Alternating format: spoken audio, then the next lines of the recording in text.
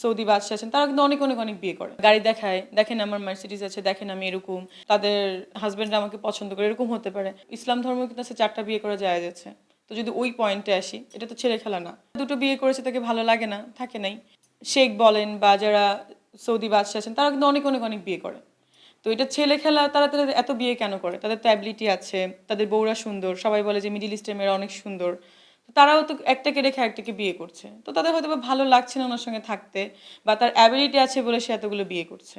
আর শত্রু বলতে গেলে মানে মেয়েরা তো মেয়েদেরই শত্রু। ম্যাক্সিমাম নায়িকাই মানে পছন্দ করে না হয়তো বা, ম্যাক্সিমাম বলতে গেলে তাও বেশি না, 4-5 জন হবে হাতে গোনা। কেন করে না? তাদেরও সেটা পার্সোনাল প্রবলেম, হয়তো বা তাদের হাজবেন্ডরা আমাকে পছন্দ করে, এরকম হতে পারে। নয়তো বা তাদের বয়ফ্রেন্ডরা আমাকে পছন্দ করে, এমন হতে পারে।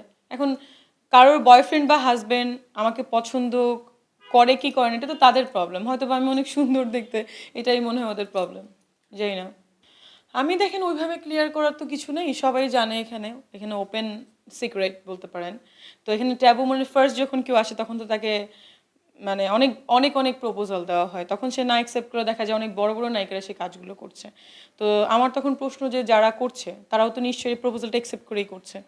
আমাকে বলে অনেক নাম বলা যাবে না, বলছে এই নায়িকা করে, ওই নায়িকা করে, তুমি করলে প্রবলেম কি? আমি বলছি, আমি তো টাকার জন্য কারোর সঙ্গে আমি রিলেশন করবো বা থাকবো, এইসব ক্যারেক্টার তো আমার নেই। আমি রিলেশন করলে রিলেশনই করবো, সেটা টাকার জন্য কেন হবে? গিভ অ্যান্ড টেকের কোনো কাজ আমি করতে চাই না কখনোই। না না, ওইভাবে কিছু বলে না। ফার্স্ট যখন আসে সিনেমাতে নিব এইটা সেটা, এসে তার গাড়ি দেখায়, দেখেন আমার মার্সিডিজ আছে, দেখেন আমি এরকম, তারপরে খাওয়াবে 3-4 দিন, তারপরে সাইনিং মানি দিবে, তারপরে বলবে হ্যাঁ সিনেমাটা করব। যখন নিউজ টিউজ হবে তখন ম্যাক্সিমাম ক্ষেত্রে এটা হচ্ছে ম্যাক্সিমাম একটা ট্রেন্ড, তখন বলে যে নায়িকাকে বলো আমার সঙ্গে পার্সোনালি আমি দেশে বাড়ি যাচ্ছি, দেখা করতে বলো। তো দ্যাট ইজ দ্য প্রবলেম। এভাবেই আর কি বলে।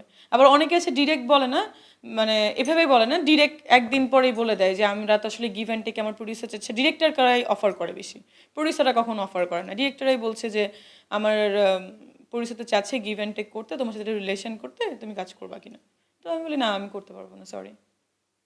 দেখেন আসলে কেউ কিন্তু কারোর মতো হইতে পারে না। মানে শাবনূর আপু কিন্তু শাবনূর আপু, মৌসুমী আপু, পূর্ণিমা আপু, পপি আপু, different different persons, different different have character. So হ্যাঁ, আমি ভালো কিছু করতে পারবো। আমি আসলে মিডিয়াতে টাইম দিইনি, এটা আসলে ডিরেক্টরদেরও প্রবলেম না, আমিও টাইম দিইনি, কারণ আমার ওনাদের কিছু বিহেভিয়ার ভালো লাগে নাই।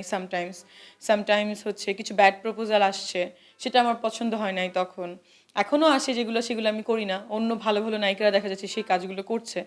তো ওইভাবে যদি আমাকে ইউজ করা হয়, আমি তো বম্বে থেকে অ্যাক্টিং শিখে আসছি, ডান্স শিখে আসছি, আমি 2 বছর গ্রুমিং করেছি ওখানে। তো যদি ওইভাবে আমাকে ইউজ করা হয়, মনে হয় ভালো করতে পারবো। এই যে 4টা সিনেমা করছি, অনেক মানে ভালো করতে পারবো। এলো খবরের কাগজ, নিখাত, নির্ভীক, নিরপেক্ষ।